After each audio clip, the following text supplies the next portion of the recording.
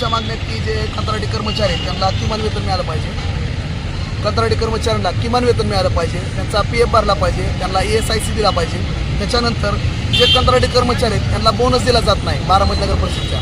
त्याच्यानंतर जे काम करताना साहित्य आवश्यक असतं ते दिलं जात नाही, ते दिलं जावं. त्याच्यानंतर दर 3 महिन्यातून एकदा त्यांची आरोग्य तपासणी झाली पाहिजे. तसेच एक साप्ताहिक सुट्टी त्यांना देण्यात यावी. कर्मचाऱ्यांचा आरोग्य विमा उतरवण्यात यावा.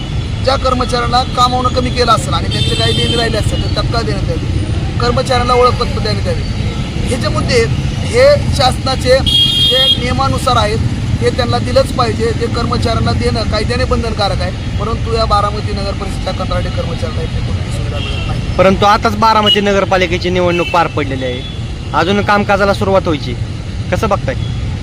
आमचं एवढंच म्हणणं आहे की नवनिर्वाचित जे नगराध्यक्ष नगरसेवक आहेत यांनी या लोकांकडे लक्ष दिलं पाहिजे. कारण ही जी लोक आहेत हे तुमचे मतदार आहेत आणि येत्या काळात ह्यांच्या पाठीमागे यांच्याकडे कोणी लक्ष दिलं नाही तर येत्या काळात तरी तुम्ही लक्ष द्याल हीच अपेक्षा आहे.